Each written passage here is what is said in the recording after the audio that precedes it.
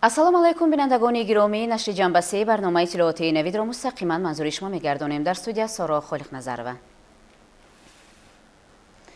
имрӯз муовини якуми сарвазири ҷумҳурии Тоҷикистон Давлаталӣ Саид бо вазири федералии корҳои аврупоӣ ва хориҷии ҷумҳурии Австрия Михаил Линҳард мулоқот намуд.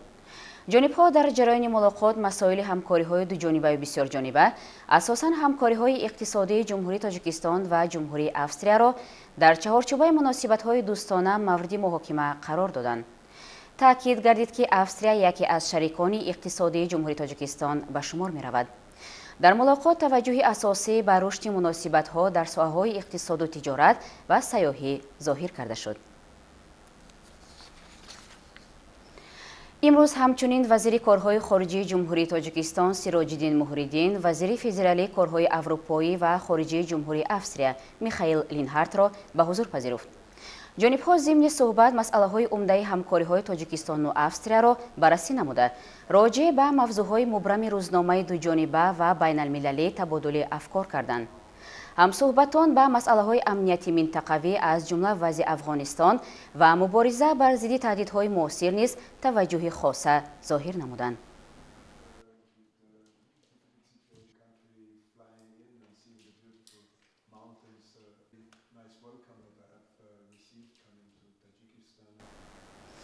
масоили вобаста ба ҳамкориҳои тиҷоративу сармоягузории Тоҷикистону Австрия имрӯз дар форуми соҳибкорони ду кишвар дар шаҳри Душанбе баррасӣ шуд. дар форуми мазкур масъулони мақомоти давлатӣ ва доираҳои тиҷоративу соҳибкории ду кишвар ширкат варзида, ҳавасмандии худро ҷиҳати тақвият додани робитаҳои барои ҳарду ҷониб манфиатбахш изҳор доштанд. тафсилот дар гузориши ҳамкорони мо.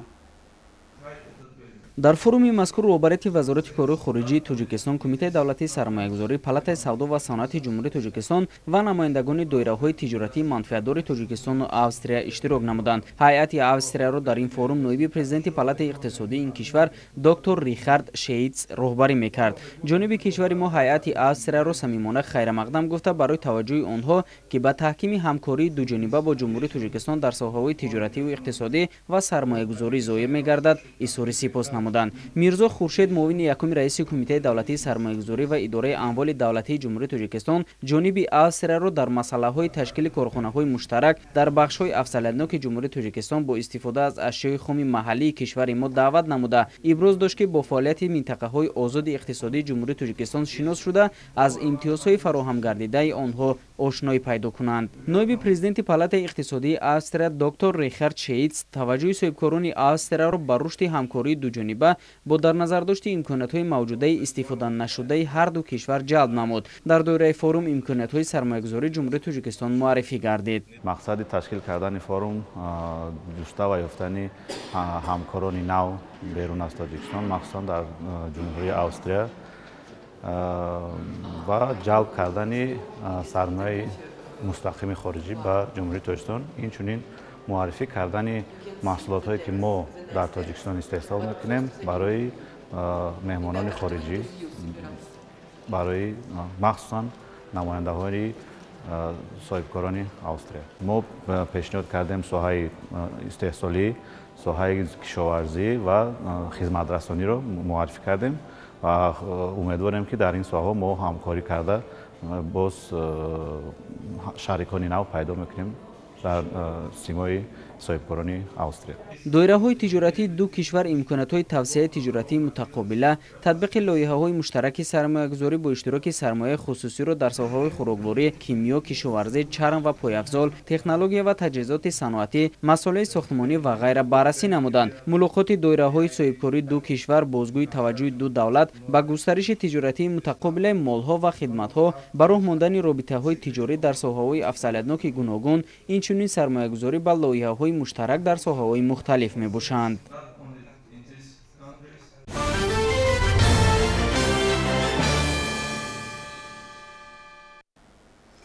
дар бинои кохи сурӯши шаҳри Душанбе низ имрӯз форуми соҳибкории G5 таҳти унвони таърихи муваффақиятҳои соҳибкорони ватанӣ бо иштироки зиёда аз 700 нафар соҳибкорони ватанӣ, намояндагони вазорату идораҳо ва шарикони рушд доир гардид.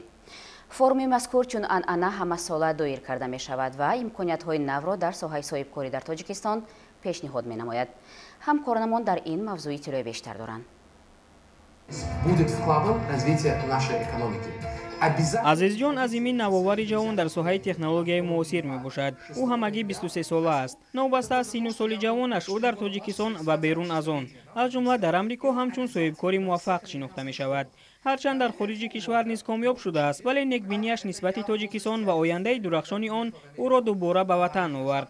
дар форуми соҳибкорӣ G5 таҳти унвони таърихи муваффақиятҳои соҳибкорони ватанӣ ки бо иштироки зиёда аз 700 нафар соҳибкорон, намояндагони вазорату идораҳо ва шарикони рушд доир гардид, азизҷон вобаста ба мавзӯъҳои мубрами фаъолияти соҳибкорӣ ва таҷрибаву муваффақиятҳои худ ибрози назар намуд. дар қатори азизҷон азимӣ дар форуми навбатии G5 ҳамчунин 4 соҳибкори муваффақи тоҷик ҷуразода Дилшод, Нафиса Имронова, Носир Мирзо ва Мирали Яҳёев доир ба мавзӯъҳои роҳҳои муваффақ гардидани соҳибкор, рушди малакаҳои ҷавонон ва инкишофи зеҳни сунъӣ дар Тоҷикистон, қадамҳои аввалини фаъолияти соҳибкорӣ ва ғайраҳо суҳбатҳои ҷолиб анҷом доданд. лозим ба зикр аст ки ин чорабинӣ чанд сол аст аз ҷониби муассисаи давлатии ташаккул ва рушди соҳибкории Тоҷикистони назди Кумитаи давлатии сармоягузорӣ ва идораи амволи давлатии Ҷумҳурии Тоҷикистон ташкил карда мешавад. яке аз ҳадафҳои ин форум ин пеш аз ҳама баланд бардоштани савияи дониши соҳибкорони ҷавон, ташвиқу тарғиби фаъолияти соҳибкорӣ миёни ҷавонон, роҳнамоӣ намудани онҳо ҷиҳати пешбурди фаъолияти соҳибкориашон мебошад. инчунин қайд кардан зарур аст ки ин яке аз чорабиниҳое мебошад ки барои мусоидат ба фаъолияти соҳибкорӣ, мусоидат ба беҳтаргардонии фазои соҳибкорӣ ва иқтисодии мамлакат мебошад. зеро соҳибкорӣ яке аз самтҳои афзалиятнок ба шумор меравад ва рушди иҷтимоии иқтисодии мамлакат аз он вобастагӣ зиёд дорад. бояд гуфт ки пешвои муаззами миллат муҳтарам Эмомалӣ Раҳмон пайваста дар ҳама суханрониҳои хеш ҷиҳати дастгирии соҳибкорӣ, махсусан соҳибкории хурду миёна ва амалигардонии стартапҳо дар кишвар таъкид менамоянд. таъсиси грантҳои президентӣ, барномаҳои гуногуни дастгирии давлатии соҳибкорӣ, қонуни ҷумҳурии Тоҷикистон дар бораи фаъолияти соҳибкорӣ, таъсиси фондҳои дастгирии давлатии соҳибкорӣ ва ғайраҳо аз қабили чунин тадбирҳои муҳим мебошанд. табиист ки баргузор намудани чунин форумҳо метавонад дар ҳавасманд гардонидани соҳибкорони навкор, пайдо кардани шарикони нави тиҷоратӣ ва ба роҳ мондани ҳамкориҳо миёни соҳибкорон мусоидат намояд.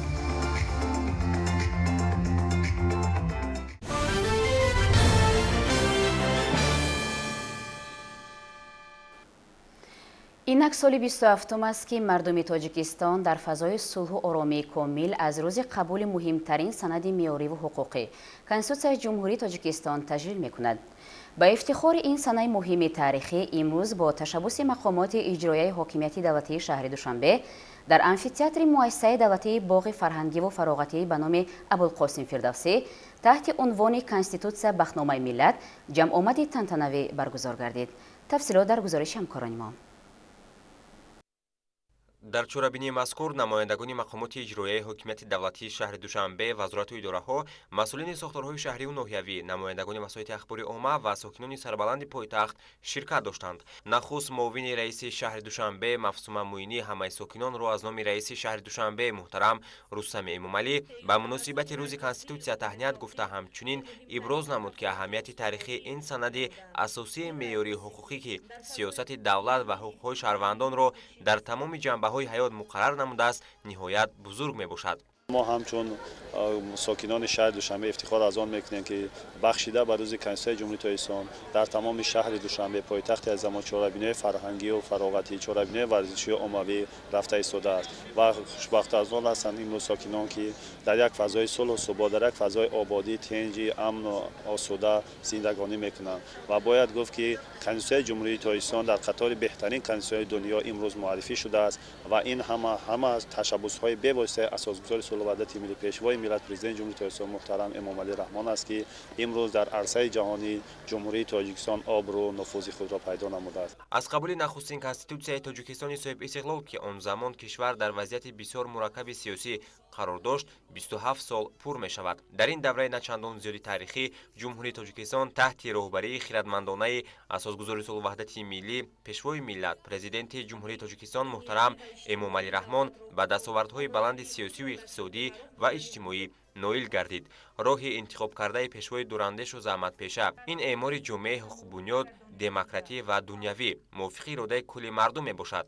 ба шарофати сиёсати пешгирифтаи ин абармард дар мамлакат солҳу субот ва ваҳдати комил таъмин гардид ки имрӯз таҳким ва ҳифзи он қарзи шаҳрвандии ҳар фарди ҷомеа ба шумор меравад. мақсад аз ташкил ва баргузор намудани чорабиниҳои мазкур ин пеш аз ҳама баланд намудани ҳисси ватандӯстӣ ва эҳтиром гузоштан ба муқаддасоти ватан ба ҳисоб меравад. конститутсия ҳамчун муҳимтарин омили таъмини истиқлоли миллӣ ва якпорчагии кишвар, тағйирнопазир будани шакли идораи ҷумҳурӣ, тамомияти арзӣ, моҳияти демократӣ, ҳуқуқ бунёдӣ, дунявӣ ва иҷтимоии давлатро кафолат дода, халқи Тоҷикистонро сарчашмаи ягонаи ҳокимияти давлатӣ эътироф намуд. 27 соли амали Конститутсияи Ҷумҳурии Тоҷикистон собит сохт ки қонуни асосии зиндагии давлат ва ҷомеаи мо аз имтиҳони ҷиддии ҳаёт гузашт ва дурустии мақсаду вазифа ва арзишҳое ки Конститутсия ба онҳо асос ёфтааст исбот гардид. натиҷаи ҳамин дастовардҳои конститутсионист ки имрӯз дар мамлакат солҳу субот ва ваҳдати миллӣ пойдор мебошад ва халқи Тоҷикистон бо ҳисси баланди ватандӯстӣ ба ободию созандагии сарзамини соҳибистиқлоли худ машғул аст. имрӯз сокинони кишвари мо ифтихор доранд ки соҳиби ватан ва давлати соҳибихтиёр мебошанд. Конститутсияи ҷавобгӯй ба орзуҳои мардумӣ доранд ва дар фазои сулҳу оромӣ суботи комили сиёсӣ ва ваҳдати миллӣ зиндагӣ мекунанд. дар фарҷоми чорабинӣ баҳри болидахотирии сокинону меҳмонони пойтахт барномаи фарҳангии саршор аз тараннуми ватану истиқлол ки аз ҷониби ҳунармандони ҷавону умедбахш таҳия гардида буд, пешкаши ҳозирин гардонида шуд.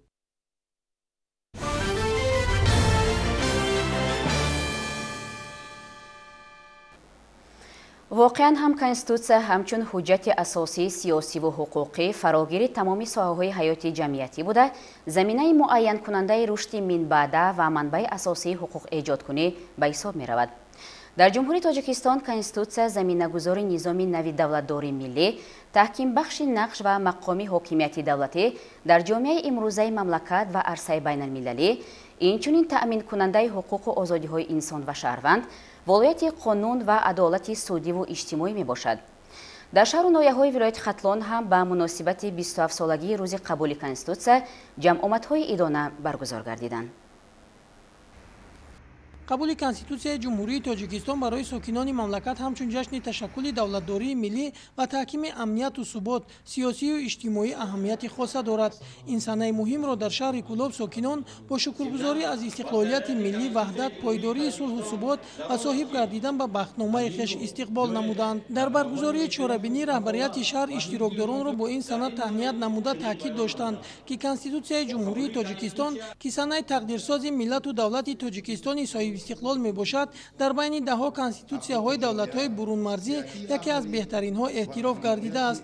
саҳм ва хизмати ин ҳуҷҷати тақдирсоз дар эъмори ҷомеаи демократии ҳуқуқбунёду дунявӣ ва иҷтимоӣ ниҳоят бузург аст. давоми солҳои истиқлолияти давлатӣ дар шаҳри Кӯлоб дар доираи истиқбол аз як қатор санаҳои муҳими таърихӣ ва фарҳангӣ дигаргуниҳои куллӣ ба вуҷуд омада, биноҳои хуштарҳу замонавӣ симои шаҳрро боз ҳам ободу зебо гардониданд. дар ин ҳамоиш дар ҳолати тантанавӣ ба як нафар нишони сарисинагӣ ва ба як қатор ашхосе ки дар барқарорсозии сохти конститутсионӣ иштирок намуданд, ифтихорномаҳои мақомоти иҷроии ҳокимияти давлатии шаҳри Кӯлоб супорида шуд. чорабиниро барномаи мукаммали фарҳангии ҳунармандону санъаткорони бахши фарҳанги шаҳр анҷом бахшид. ҳамасола санаи 6 ноябрро мардуми шарифи Тоҷикистон ҳамчун рӯзи қабули конститутсия бахтномаи миллат ҷашн мегиранд. зеро маҳз қабули ин ҳуҷҷати муҳим соли 1994 тариқи райпурсии умумии халқӣ роҳи имрӯзу оянда ва пешрафти Тоҷикистони азизро муайян сохт. бахшида ба таҷлили 27-умин солгарди қабули ин санади тақдирсоз дар толори қасри фарҳанги ноҳияи Данғара, ҳамоиши илмӣ назариявӣ таҳти унвони нақши конститутсия дар ҳаёти ҷомеа доир карда шуд. намояндагони мақомоти иҷроии ҳокимияти давлатии ноҳия зимни баромади хеш иброз доштанд ки дар баробари соҳибистиқлолии ватан қабули конститутсияи ҷумҳурии Тоҷикистон далели соҳибдавлатӣ ба ҳисоб рафта зиндагии арзандаву шоистаи шаҳрвандони кишварро таъмин менамояд. сипас ректори донишгоҳи давлатии Данғара, намояндаи прокуратура ва дигар ниҳодҳо баромад намуда конститутсияро ҳамчун танзимкунандаи ҳуқуқи инсон ва бахтномаи миллат маънидод намуданд. дигар баромадкунандагон низ зимни қироати маърузаҳояшон зикр намуданд ки давоми соҳибистиқлолии кишвар ин санади тақдирсози миллат ҳуқуқ ба озодӣ ва дахлнопазирии шахс, ҳуқуқ ба манзил, ҳифзи иҷтимоӣ ва ғайраро кафолат дода таъмин намудааст. ҳамчунин зикр гардид ки Конститутсияи Ҷумҳурии Тоҷикистон ба сифати яке аз конститутсияҳои пешрафта дар самти ҳимояи ҳуқуқу озодиҳои инсон ва шаҳрванд шинохта шуда аз тарафи ҷомеаи ҷаҳонӣ эътироф гаштааст.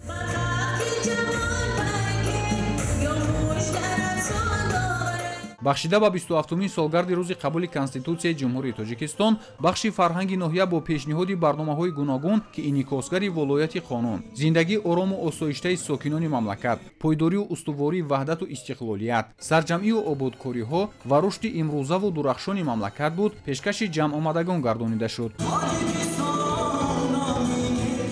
дар идомаи баргузории чорабиниҳо бахшида ба рӯзи конститутсияи ҷумҳурии тоҷикистон дар муассисаи давлатии маҷмӯаи варзишии ноҳияи Данғара мусобиқаи ҷумҳуриявии гӯштини миллӣ байни наврасони солҳои таваллуди 2007-2009 баргузор гардид. дар ин тадбири варзишӣ зиёда аз 100 нафар варзишгарон аз тамоми минтақаҳои кишвар аз рӯи 10 вазн миёни ҳам қуввозмоӣ намуданд.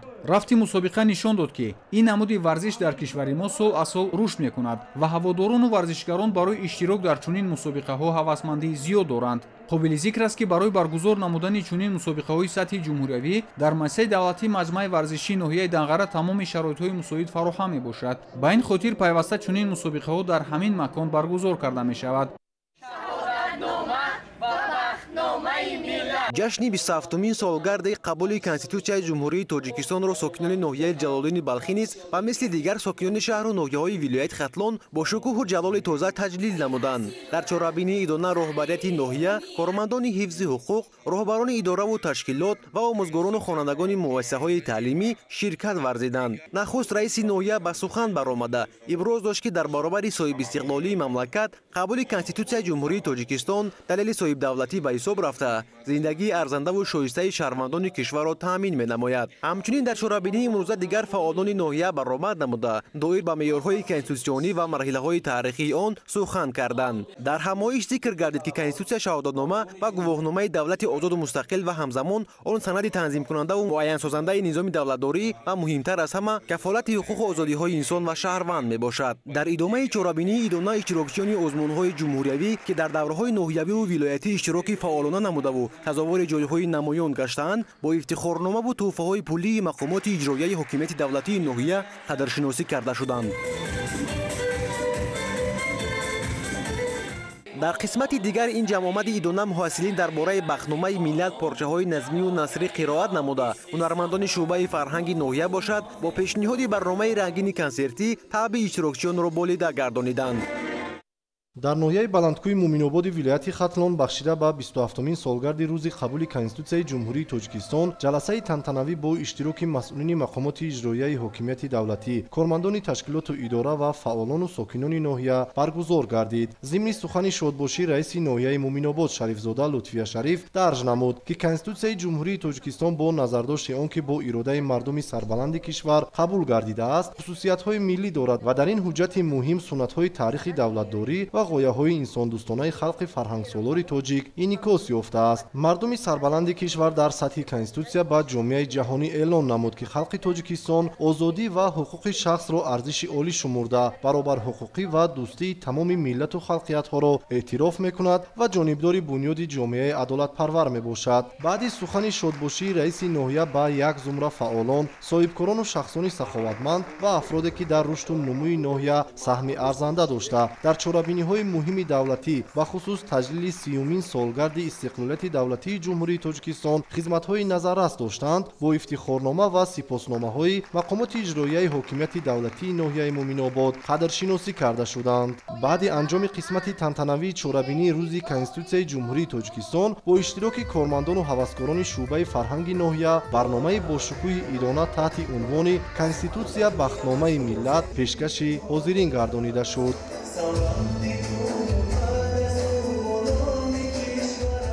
дар идомаи рӯз бахшида ба ин саҳнаи муҳиму тақдирсоз як зумра иншооти таъиноташон гуногуни маишиву маданӣ мавриди баҳрабардорӣ қарор дода шуд ки ба ин чорабинӣ шукӯҳи дигар бахшид. нахуст бо иштироки масъулини мақомоти иҷроияи ҳокимияти давлатии ноҳия дар деҳаи сангдараи поёни ҷамъияти деҳоти лангари ноҳия тавассути мақомоти худфаъолияти ҷамъиятии сангдара бо саҳми сокинони деҳа як бунгоҳи тиббӣ иборат аз 6 ҳуҷраи корӣ бо тамоми лавозимоти зарурии тиббӣ мавриди баҳрабардорӣ қарор дода шуд. дар шафати бунгоҳи мазкур мазкур бошад аз ҷониби соҳибкори маҳаллӣ Сайдумар Давлатов якчанд иншооти маишӣ ва маданӣ аз ҷумла сартарошхона, дорухона, маркази дандонпизишкӣ ва дигар иншооти ёрирасон сохта ва мавриди истифодаи сокинон қарор гирифт. Ҳамзамон дар идомаи рӯз аз ҷониби оилаи Маҷидовҳо дар деҳаи Якачинори ҷамоати деҳоти Лангари ноҳияи Муминобод маркази саломатӣ, майдончаи зебову замонавӣ ва дигар иншооти таъиноташон гуногуни хизматрасонӣ ба истифода дода шуд, ки иқдоми мазкур ба хотири дастгирӣ аз сиёсати иҷтимоиву иқтисодии мамлакат унвон гардид. Таъкид гардид, ки дар деҳаи мазкур бунгоҳи тиббӣ дар ҳолати садамавӣ қарор дошта, сокинон ба чунин як маркази саломатӣ эҳтиёҷи зиёд доштанд. Сокинону фаъолони деҳаи мазкур, ки яке аз деҳаи калонтарини ҷамоати Лангар ба ҳисоб меравад, бунёду ба истифода додани иншооти зикргардидаро бо хушнудӣ пазируфта, умед доранд, ки дар оянда мушкилоти онҳо дар самти дастрасӣ ба хизматрасониҳои тиббӣ осон мешавад. Зимнан дар шафати маркази саломатӣ ҳамзамон як майдончаи варзишӣ барои бозии футбол ва дигар намуди варзиш мавриди истифода қарор дода шуд. Масъулини бахши кор бо ҷавонон ва варзиши ноҳияи Муминобод вазифадор гардиданд, ки минбаъд дар ин майдончаи варзишӣ мусобиқаҳои гуногун бо иштироки наврасону ҷавонони деҳаи Якачинор ва деҳоти атрофи ҷамоати Лангари ноҳияи Муминобод ба таври мунтазам ташкилу роҳандозӣ намоянд. ҷашни 27-умин солгарди рӯзи қабули Конститутсияи Ҷумҳурии Тоҷикистон дар ноҳияи Фархор дар толори маҷлисгоҳи маҳкумоти иҷроияи ҳокимияти давлатии ноҳия баргузор гардид. дар ҷамъовади тантанавӣ намояндагони мақомотҳои ҳифзи ҳуқуқ, кормандони ташкилоту муассисаҳо ва аҳли ҷамоатчигии ноҳия иштирок намуданд. нахуст ҷонишини раиси ноҳияи Фархор бо маърузаи идона баромад намуда сокинони ноҳияро ба ифтихори рӯзи Конститутсия табрик намуданд. дар баромади ҷонишини раиси ноҳия қайд карда шуд, ки бузургӣ ва аҳамияти ин санади муҳими таърихӣ пеш аз ҳама дар он ифода меёбад, ки он бори нахуст аз ҷониби худи халқ ва барои халқ бо роҳи ифодаи озодонаи майлу иродаи шаҳрвандони мамлакат қабул карда шудааст. ба ифтихори 27-умин солгарди рӯзи Конститутсияи Ҷумҳурии Тоҷикистон аз номи мақомотҳои ҳифзи ҳуқуқ ҷонишини прокурори ноҳия ва судияи ноҳияи Фархор бо маъруза баромад карда аз ҷумла қайд карданд, ки мо дар даврони истиқлол бо шарофати эҳтиром ва амалишавии меъёрҳои Конститутсия тавонистем ҷомеаи бунёд намоем, ки дар фазои озоду демократии ҳукмфармо ва суботи сиёсиву ваҳдати миллӣ пешрафти бемайлон ва пойдевориву бардавомии имрӯзу ояндаи давлату миллат таъмин гардидааст. дар ҷамъовади идона бахшида ба 27-умин солгарди рӯзи қабули Конститутсияи Ҷумҳурии Тоҷикистон дар ин муҳити идона ба 80 нафар ғолибони даври ноҳиявии озмуни ҷумҳуриявӣ фуруғи субҳи доноии китоб аст аз номи мақомоти иҷроияи ҳокимияти давлатии ноҳияи Фархор бо сипоснома ва тӯҳфаҳои молӣ иштирокчиён қадр карда шуданд. мавриди зикр мебошад, ки хурдтарин ғолиби озмун хонандаи синфи чорум Оминаи Баҳром ва калонтарин ғолиби озмун Маҳмади Ҳакимови 68 сола низ дар қатори дигар ғолибон бо тӯҳфаҳои молӣ қадрдонӣ карда шуданд. чорабиниҳои ҷашни фарҳангиву варзишӣ бахшида ба 27-умин солгарди Конститутсияи Ҷумҳурии Тоҷикистон дар ноҳияи Фархор то дер идома ёфтанд. дар ҳамоише ки дар толори қасри фарҳанги ноҳияи Шамсиддини Шоҳин бахшида ба рӯзи Конститутсияи Ҷумҳурии Тоҷикистон баргузор гардид, раиси ноҳия ҳозирон ва кулли мардуми ноҳияро бо 27-умин солгарди ин санаи муборак табрик гуфта қайд намуд, ки яке аз дастовардҳои бузурги сарнавиштсози ҳаёти халқи кишварамон дар давраи соҳибистиқлолии мамлакат қабули Конститутсияи Ҷумҳурии азизамон мебошад. 6 январи соли 1994 ба тариқи райпурсии умуми халқӣ сокинони мамлакат санади тақдирсози худро қабул карданд, ки он Тоҷикистонро ҳамчун давлати соҳибихтиёр, демократии ҳуқуқбунёду дунявӣ ба оламиён муаррифӣ кард. дигар баромадкунандагон низ иброз доштанд, ки ин санаи асосӣ ҳамчун муайянкунандаи роҳу равиши кишвари соҳибистиқлоли Тоҷикистон хизмат мекунад. Конститутсия ба ҷумлаи беҳтарин санадҳо дохил шуда, нахуст асоси таъминкунандаи ҳаёти осудаи мардуми кишвар ба рушди муттасили соҳаҳои гуногуни ҷомеа ба шумор меравад. дар бораи тағйиру иловаҳои воридшуда ба Конститутсия гуфта шуд, ки тағйиру иловаҳо дар замони худ зарурӣ буданд ва зиндагӣ собит сохт, ки ин санаи тақдирсоз барои таҳкими пояҳои истиқлолият ва пешрафти Ҷумҳурии Тоҷикистон ҳамчун таҳкими ваҳдати миллӣ мусоидат намуд. дар ин ҳамоиш дар ҳолати тантанавӣ ба чанд нафар сокиноне, ки дар барқарорсозии сохти конститутсионӣ саҳм гузоштанд, тӯҳфа ва ифтихорномаҳои мақомоти иҷроияи ҳокимияти давлатӣ супорида шуд. инчунин ғолибони даври ноҳиявии озмуни ҷумҳуриявӣ фуруғи субҳи доноӣ бо ифтихорнома ва тӯҳфаҳои пулии мақомоти иҷроияи ҳокимияти давлатӣ сарфароз гардиданд. дар анҷоми ҳамоиш барномаи фарҳангӣ иборат аз суруду рақсҳо пешниҳоди ҳозирон гардонида шуд. бахшида ба 27-мин солгарди рӯзи қабули конститутсияи ҷумҳурии тоҷикистон дар ноҳияи восе ҷамъомади тантанавӣ доир гардид. Дар ин чорабинӣ раиси ноҳияи восе бо маърузаи идона баромад намуда дар симои ҳозирин сокинони ноҳияро бахшида ба ин санаи фархунда табрик намуда қайд намуданд ки конститутсияи ҷумҳурии тоҷикистон ин ҳуҷҷати сарнависоз буда шиносномаи миллат мебошад.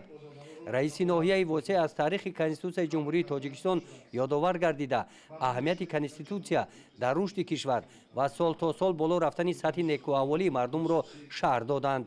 дар ин ҳамоиш дар баромади музокирачиён раиси суди ноҳия ва ҳамчунин дигар баромадкунандагон ҷавонони фаъоли ноҳия гирандагони стипендияи президенти ҷумҳурии тоҷикистон аз моҳияти конститутсияи ҷумҳурии тоҷикистон ва сохти давлатдорӣ дар таъмини адолати иҷтимоӣ сулҳу суботи сартосарии кишвар сухан карданд.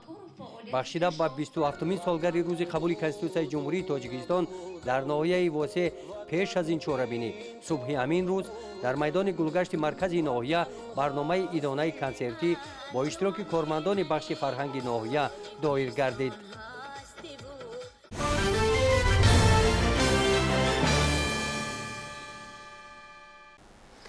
дар таҷрибаи давлатҳои ҷаҳон бо рушди соҳаҳои гуногуни ҳаёти ҷамъиятӣ зарурат пеш меояд ки қонунгузорӣ низ мувофиқан тағйир ёбад.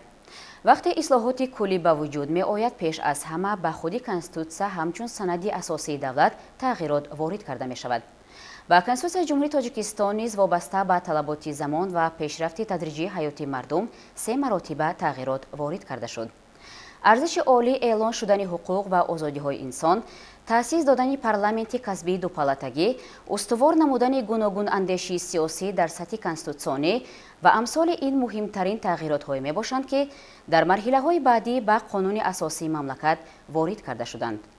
гузоришҳои ҳамкорони моро аз тантанаҳои идона ба муносибати рӯзи конститутсия аз шаҳру ноҳияҳои тобеи марказ тамошо кунед.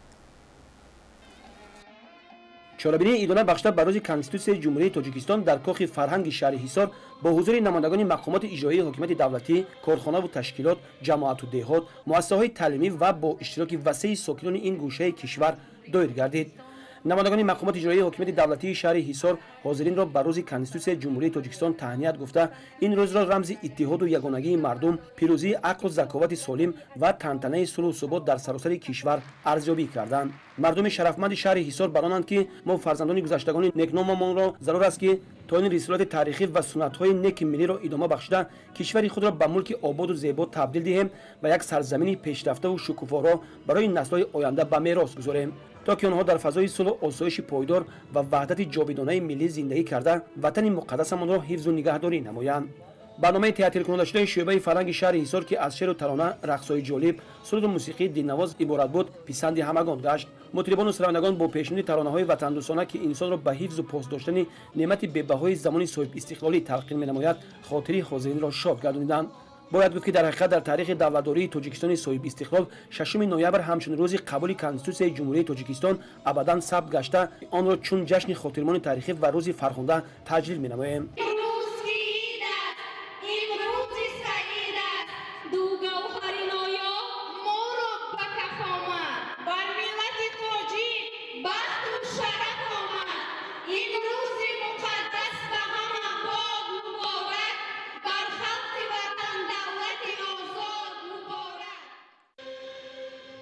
бахшида ба 27-мин солгарди конститутсияи ҷумҳурии тоҷикистон дар толори бахши фарҳанги ноҳияи тоҷикобод ҷамъомади тантанавӣ баргузор гардид.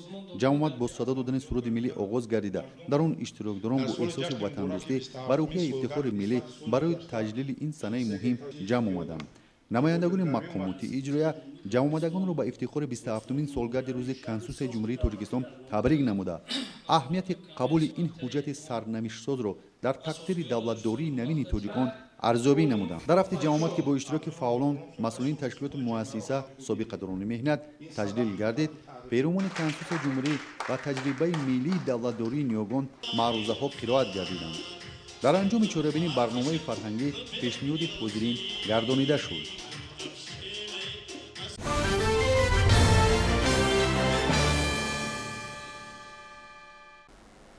новобаста ба он ки қонуни асосии мамлакат дар марҳилаи начандон мусоиди сиёсиву иқтисодӣ таҳия ва қабул гардид, вале 27 соли амали конститутсия собит намуд ки миллати тамаддунсозу фарҳангии мо тавони санадеро қабул намояд ки дар ҳақиқат таҷассумгари манфиатҳои миллӣ буда рушди бо низоми давлат ва ҳаёти осудаи ҷомеаро таъмин намояд.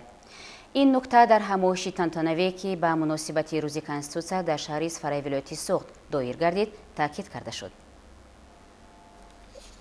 дар кохи фарҳанги шаҳри Исфара ба ифтихори солгарди қабули Конститутсияи Ҷумҳурии Тоҷикистон бо иштироки аҳли ҷамоатчигӣ ва фаъолони шаҳру деҳоти Исфара ҳамоиши тантанавӣ доир гардид. дар чорабинӣ нахуст раиси шаҳр баромад намуда бо баробари сидқан таҳният гуфтани аҳли Толор ва дар симои онҳо тамоми сокинони шаҳру деҳоти Исфара ба ифтихори ин санаи фархунда аз таърихи қабули қонуни асосии кишвар, нақши он дар таҳкими пояҳои истиқлолияти давлативу миллӣ ва рушди бемайлони иқтисодиву иҷтимоӣ ва фарҳангӣ ёдовар гардид. зимнан гуфта шуд 6 ноябри соли 1994 дар таърихи ҷумҳурии Тоҷикистон воқеаи бузург ба вуқӯъ пайваст. халқи тоҷик дар таърихи беш аз 1000-солаи давлатдориаш бори аввал Конститутсияи Ҷумҳурии Тоҷикистонро бо роҳи райпурсии умумихалқӣ қабул намуд. иштироки фаъолонаи сокинони кишвар дар ин маъракаи муҳими сиёсӣ яке аз дастовардҳои бузург ва пирӯзии демократия дар Тоҷикистон мебошад. Конститутсияи Тоҷикистон ки аз 10 боб ва 100 модда иборат аст, яке аз конститутсияҳои беҳтарини олам эътироф гардидааст. бинобар ин таҷлили рӯзи Конститутсияи Ҷумҳурии Тоҷикистон яке аз идҳои асосии миллии мо маҳсуб меёбад. дар воқеъ Конститутсияи Ҷумҳурии Тоҷикистон ин санади олии ҳуқуқӣ аз ҷониби коршиносон ва созмонҳои бо нуфузи байналмилалӣ баҳои баланд гирифта яке аз 5 конститутсияи беҳтарини олам эътироф шудааст. Конститутсияи Тоҷикистон ба сифати қонуни асосӣ заминаҳои ҳуқуқии давлат, дахлнопазирӣ ва якпорчагии кишвар, манфиатҳои миллӣ, ҳадафҳои сиёсати дохиливу хориҷӣ ва асосҳои иқтисодиву иҷтимоии ҷомеаи Тоҷикистонро муайян сохт. ҳамин тавр конститутсия заминаи эҷоди қонуну санадҳои меъёрии ҳуқуқии моҳиятан миллӣ ва созгор ба паймонҳои байналмилалиро фароҳам оварда таъмини ҳуқуқу озодӣ ва манфиатҳои қонунии шаҳрвандон сарфи назар аз миллату маҳал, нажоду забон, мазҳабу эътиқодро ҳадафи асосӣ қарор дод. ин санади олии ҳуқуқӣ истиқлолияти давлатии Тоҷикистонро таҳким бахшида, асосҳои сиёсиву ҳуқуқӣ ва самтҳои умдаи пешти ҷомеаро ба меъёрҳои эътирофшудаи ҷаҳони муосир мутобиқ гардонид. барномаи фарҳангии саршори меҳру муҳаббати бепоён ба ватан ва шукргузорӣ аз фазои осудаву ороми кишвар пешкаши ҳозирин гардонида шуд.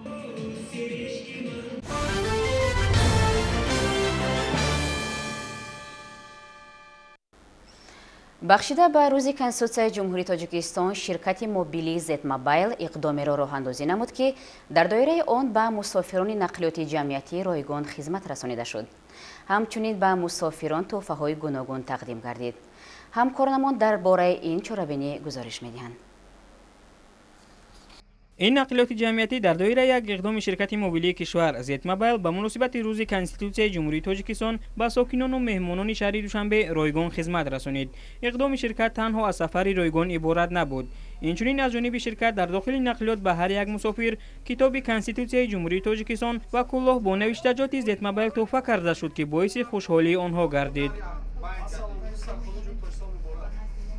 дар доираи иқдоми ҷашнии Зетмобайл ба муносибати рӯзи Конститутсияи Ҷумҳурии Тоҷикистон миёни мусофирони нақлиёти ҷамъиятӣ бозиҳои гуногун сурат гирифт. ба мусофирон дар бораи Конститутсия, бобҳо ва моддаҳои он, инчунин дигар рамзҳои давлатӣ суолҳо пешниҳод гардид. мусофирони фаъол ки ба суолҳо посухҳои дуруст доданд, соҳиби дигар мукофотҳо, аз ҷумла рақамҳои нуқрагин аз ширкати Зетмобайл гардиданд. бо ташаббуси раис шаҳри Душанбе муҳтарам Рустам Эмомалӣ барои ҷашн гирифтани рӯзи сархонии Ҷумҳурии Тоҷикистон ширкати Зетмобайл як чорабино омода намудааст барои шаҳрвандон ва меҳмонони шаҳри Душанбе. мо тасмим гирифтем ки имрӯз автобусҳое ки бо бренди Зетмобайл таҷҳиз намуда шудааст, ройгон шаҳрвандон ва меҳмонон метавонанд ройгон истифода баранд ва дар ин автобусҳо интернети ройгон ҷорӣ пешниҳод карда шудааст. зиёда аз 70 автобусҳое ки дар шаҳри Душанбе хизматрасонӣ менаманд бо интернети ройгон насб карда шудааст ва дар ин самт корҳо давом дода истоданд. ҳамин гуна имрӯз барои мусофирони нақлиёти ҷамъиятии пойтахт воқеан ҳам рӯзи ғайриоддӣ буд. сокинону меҳмонони шаҳри Душанбе тавонистанд ба муносибати рӯзи Конститутсияи Ҷумҳурии Тоҷикистон аз нақлиётҳои ҷамъиятӣ ва интернет ба таври ройгон истифода баранд ва ҳамчунин соҳиби туҳфа гарданд. ширкати Z-Mobile нақша дорад ки дар оянда низ чунин иқдомҳоро ба мизоҷонаш пешниҳод намояд.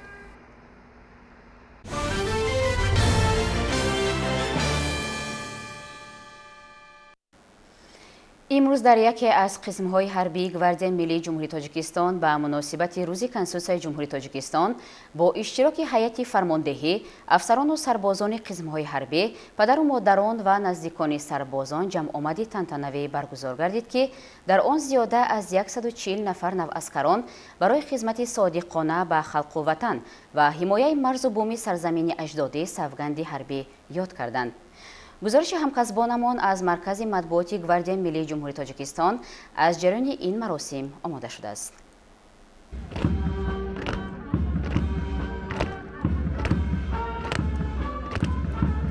дар қисми ҳарбии 051-055 гвардияи миллии ҷумҳурии Тоҷикистон ба муносибати рӯзи Конститутсияи Ҷумҳурии Тоҷикистон бо иштироки ҳайати фармондеҳӣ, афсарону сарбозони қисмҳои ҳарбӣ, падару модарон ва наздикони сарбозон ҷамъомади тантанавӣ баргузор гардид ки дар он зиёда аз 140 нафар наваскарон барои хизмати содиқона ба халқу ватан ва ҳимояи марзу бӯми сарзамини аҷдодӣ савганди ҳарбӣ ёд карданд. маросими қабули савганди ҳарбии наваскарон ки ба ин ҷашни ифтихорӣ рост омада буд, ҷамъомадро боз ҳам пуршукӯҳ гардонид.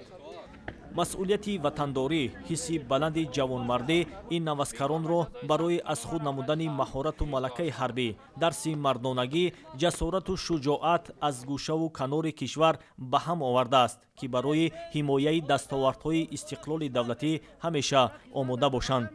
қобили зикр аст ки ин наваскарон муддати 1 моҳ дар маркази тайёрии кадрҳои гвардияи миллии ҷумҳурии Тоҷикистон барномаи мукаммали тайёрии ҳарбиро аз худ карда, акнун барои иҷрои вазифаҳои ҷангӣ ба ҷузъу томҳои гвардияи миллӣ сафарбар мешаванд.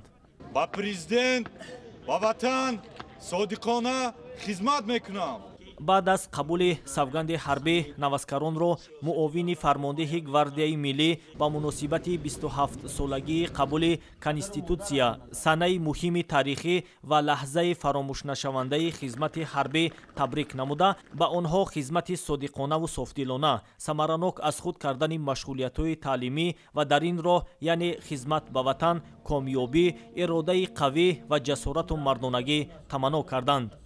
ҳамчунин қайд гардид ки Конститутсияи Ҷумҳурии Тоҷикистон дар таъмини истиқлоли давлатӣ ва пойдории давлати миллӣ нақши бориз гузошта, бо ташаббусҳои пайгиронаи президенти кишвар дар шинохти Тоҷикистон ҳамчун давлати соҳибистиқлол ва комилҳуқуқи ҷомеаи ҷаҳонӣ нақши калидӣ бозид.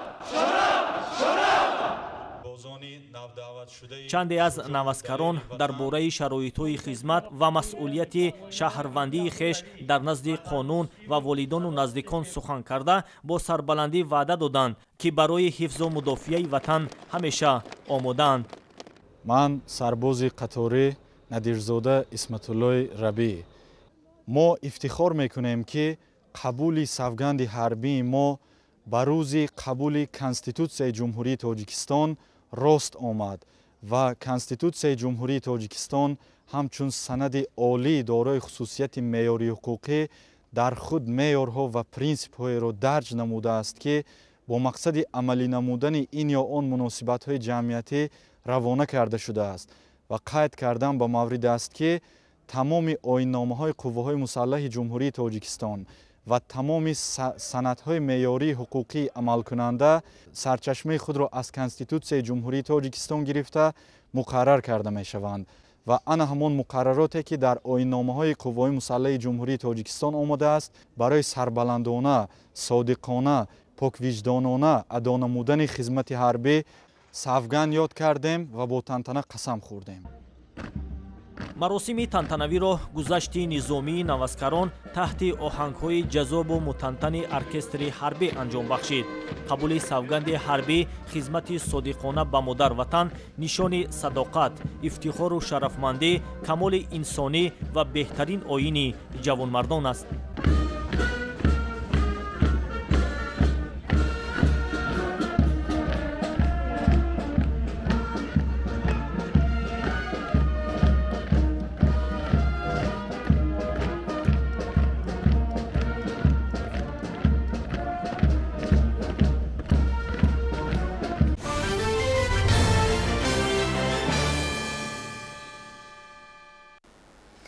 бахшида ба рӯзи театри тоҷик дар театри давлатии ҷавонони тоҷикистон ба номи маҳмудҷон воҳидов барномаи бошукӯҳи фарҳангӣ доир гардид.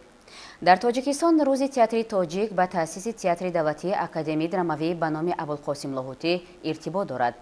зеро театри мазкур 7 ноябри соли 1929 таъсис ёфтааст. имсол барномаи ҷашнии аҳли ҳунари театрҳои ҷумҳурӣ ба муносибати рӯзи театри тоҷик тамошобоб ва хотирмон пешниҳод шуд. ҳамкоронамонро дар ин мавзӯъ мутаваҷҷеҳ мешавем. 7 ноябр барои аҳли санъату фарҳанги кишвар, хоса кормандони театрҳои ҷумҳурӣ санаи хотирмону ҷашнист.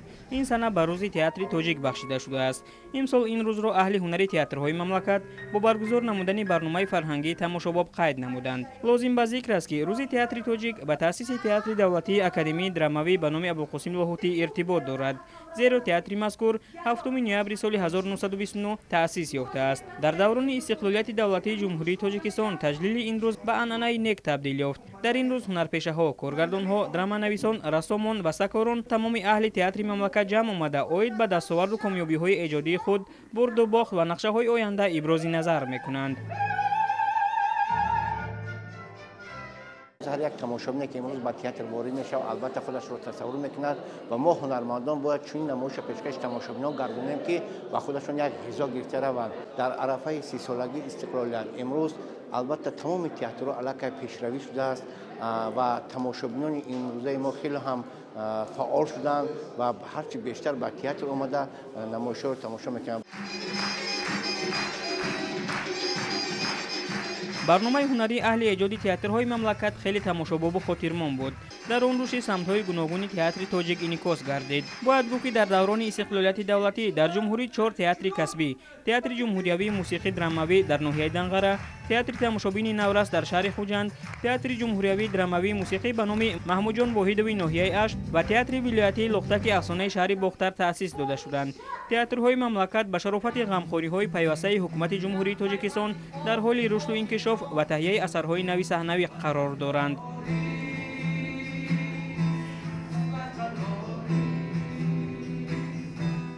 میگویند تئاتر آینه زندگی است. در تئاتر در نمایشنامه‌ها بهترین هنرمندان کسبی تئاتر فعالیت میکنند و برای آنها موفقیت برای کار خواهانه و تمام مخلصان مرحمت کنند و تئاترهای ما نمایشنامه‌های ما برای اونهاست. ما تمام کوشش و تلاش و زحمت ما برای همه مخلصان صنعت تئاتر است. بعد از پیشنهاد برنامه هنری به مناسبت روز تئاتر توجیک، معاون اول وزیر فرهنگ جمهوری تاجیکستان عبید نظریان کارمندان تئاترهای جمهوری را با روز تئاتر توجیک تبریک و تهنیت گفته. یک قطار کارمندان با استعداد تئاتر را با نشان صحوی اعلاچی فرهنگ جمهوری تاجیکستان و افتخارنامه وزارت فرهنگ جمهوری تاجیکستان سرفراز گردانید. باید گفت که امروزها تئاتر توجیک در حال رشد بوده، علاقه در عرصه بین المللی معرفی گردیده است. همه سال اهل ایجاد تئاترهای توجیک در فستیوال و آزمون‌های بین المللی تئاتری اشتراک نموده، سزاوار مکافات‌های عالی و جایهای افتخاری می‌گردند. این همه در مجموع دلیل آن است که تئاتر توجیک امروز موفق است و استوارانه به پیش قدم می‌نهد.